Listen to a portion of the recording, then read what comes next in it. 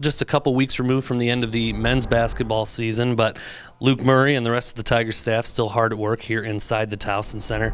Coach, I know the idea is obviously to still be playing at this time of year, but you guys have reached the off season. What are the guys going through right now as they already start preparing for next year? Yeah, our guys are on spring break now, so they're going to have about a week off. But when they get back, we're going to start again with individual workouts. We have 10 or 11 guys here on campus now. They're going to be able to work out with us a couple hours a week and obviously get in the weight room and work with our strength and conditioning program, try to get a little bit bigger and stronger and get ready for next fall. Mm-hmm. With the NCAA tournament still going on, obviously it's not an all-out war out there in the recruiting trails yet because so many teams are still playing. But what's the recruiting schedule look like for you guys as you move in toward the spring and summer? Right. Well, there's some events going on now, some state tournaments, high school state tournaments, and there's a junior college national championship going on. And so we're going to touch some of that. But for the most part, we're getting ready for the April recruiting periods. AAU is back open for us the third and fourth week of the month of April. So just getting prepared to go out again and see some of those AAU teams and kids that might be available late.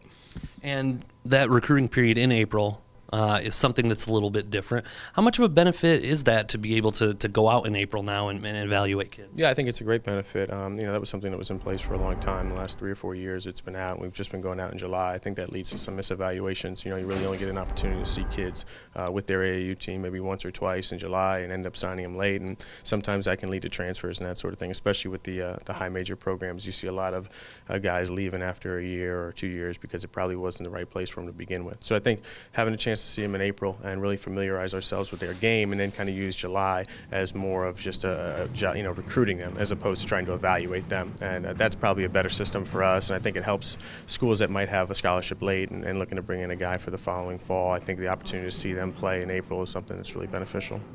Now, like we said, obviously the goal starting next year and the year after, any year, is to still be playing this time of year. But the fact that you're not, I'm assuming you're probably still watching an awful lot, and I'm just curious, how much hoops did you take in maybe last weekend, or will you take in this weekend?